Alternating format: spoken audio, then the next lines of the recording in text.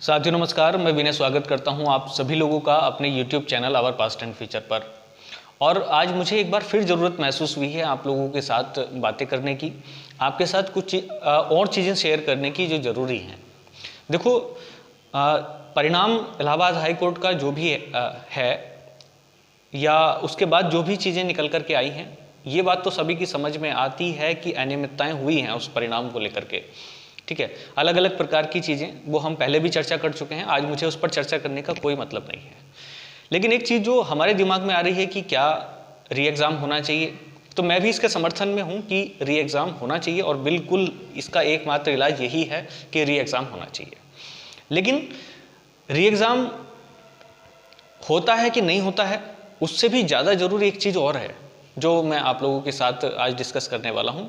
इस चीज़ को थोड़ा सा ध्यान से रखिए, सुनिएगा और कोशिश करिएगा कि मेरी बात को आप अच्छे से समझ पाएँ। देखो, प्रॉब्लम तो सभी स्टूडेंट को हुई है, ठीक है। जो लोग काफ़ी समय से तैयारी कर रहे थे पिछले 1 साल से 1.5 साल से, और फाइनल में जगह ना बनाना ये दुखदाई हो सकता है, ठीक है। और इस बात को मैंने पहले भी स्वीकार किया था कि हमें फेल होने से डर नहीं लगता, ठीक है। हम तो डरते हैं उस करप्शन से जो बिना वजह का बीच में इंटरफेयर करता है, ठीक है। फेल होना, पास होना, ये तो रेगुलर चीज़ें चलती रहती हैं, कोई दिक्कत वाली बात नहीं है। लेकिन कोई इस प्रकार की चीज़ें हों कि हमारे अधिकारों को छीन करके किसी और को दे दिया जाए, ये इस बात समझ में नहीं आती। मैं इसमें अकेला नहीं खड़ा हूँ, आप लोगों में से बहुत सारे लोग हैं जिनके साथ ऐसा हुआ है।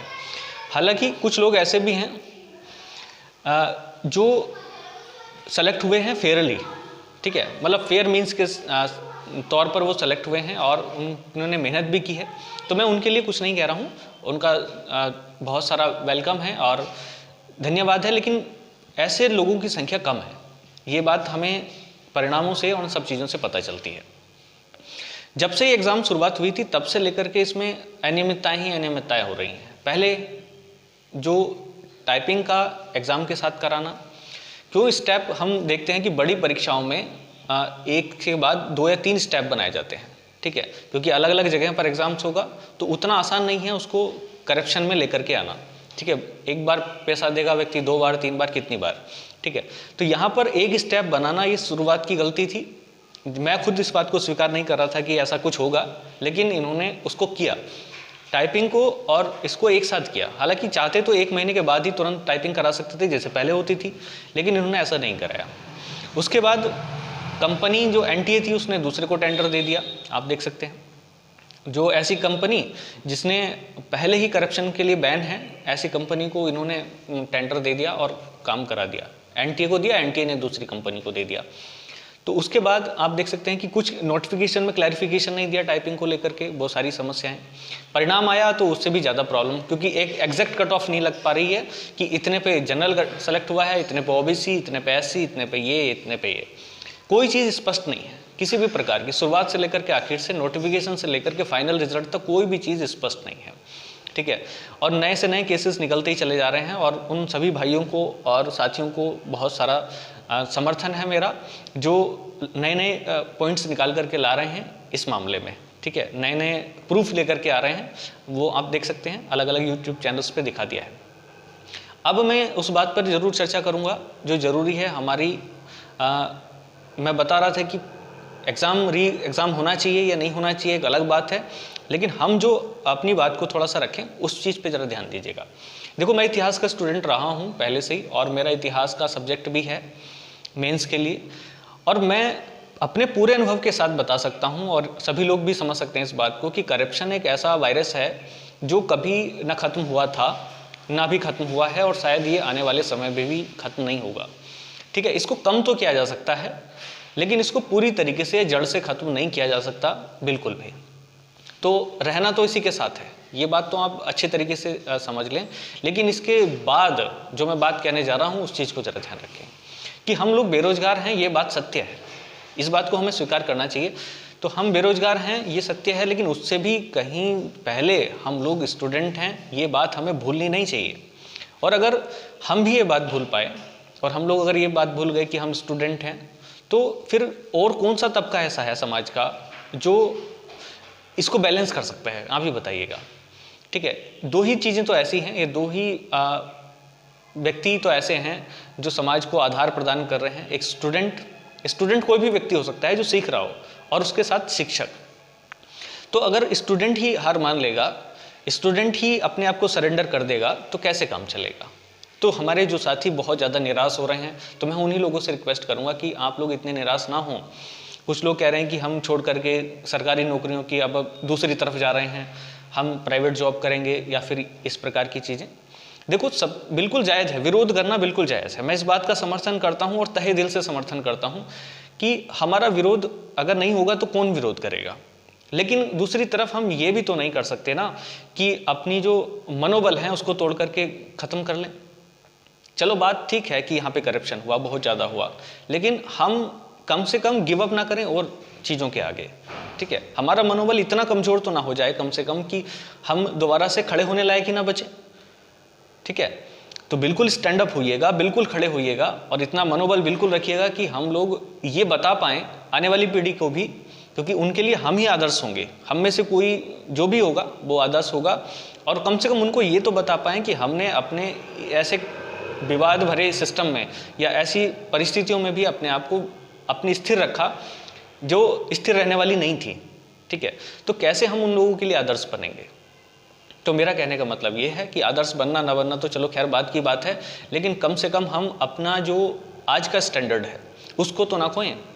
तो परिणाम चाहे जो रहा हो, उसके साइड इफ़ेक्ट्स हम लोगों पर फ़र्क नहीं डालने चाहिए, ठीक है। मैं अब तैयारी नहीं करूँगा बिल्कुल भी, मैं कोर्ट का फॉर्म नहीं भरूँगा, ठीक है, मैं ऐसे कर दूंगा, मैं वैसे कर दूंगा, वो सब चीज़ें बिल्कुल जायज़ है, विरोध करना चाहिए, लेकिन उसमें आप अपना सेंस और अपना धैर्य और ये सब चीज़ें नहीं खोनी चाहिए, ठीक है।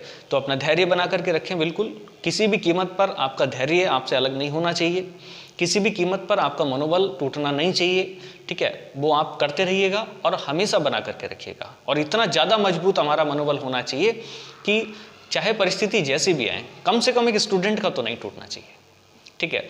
तो तभी आप जाकर के एक अच्छा खासा आदर्श पेश कर पाएंगे। तो इतनी सारी विकट परिस्थितियों में, और मैं समझता हूँ कि ऐसे बहुत सारे साथी हैं जो अलग अलग परीक्षाओं में कई बार फेल होने का सामना कर चुके हैं।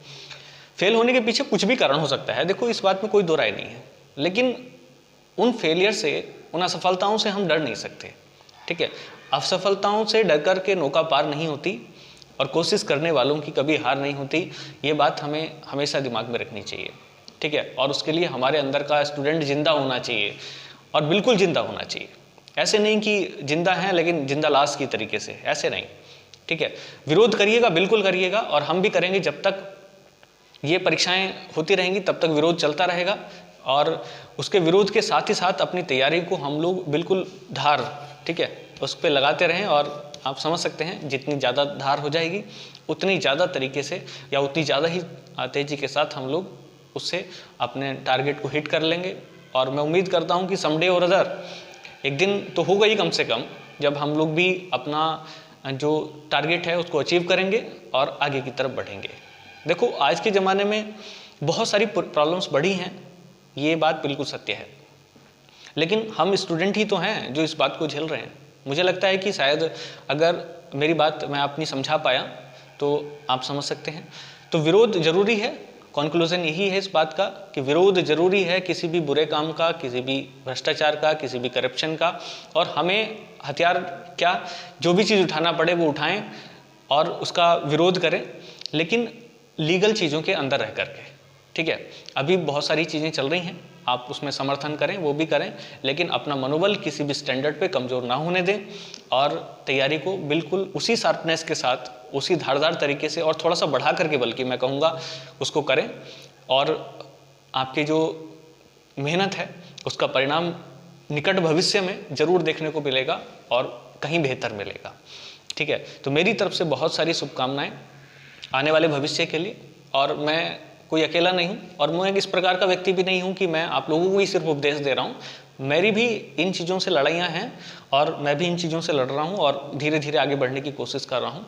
आप ही लोगों के बीच में से एक स्टूडेंट हूँ और निरंतर आप लोगों के साथ ही आगे बढ़ता हुआ नज़र आऊँगा, ठीक है। और उम्मीद करता हूँ कि आप लोग भी मेरे साथ साथ इस धारा को चीरते हुए आगे की तरफ चलेंगे, ठीक है। बस एक बात ज़रा ध्यान रखें, देखो सिंपली अगर हम धारा की दिशा में बह रहे हैं सामान्य से फिजिक्स का नियम है, तो आप आसानी से जा सकते हैं। लेकिन लास्ट वाली लाइन जो आपको याद रखनी चाहिए, वो पथिक क्या पथिक कुशलता क्या, वो पथिक क्या पथिक कुशलता क्या यदि धाराएं प्रतिकूल ना हो।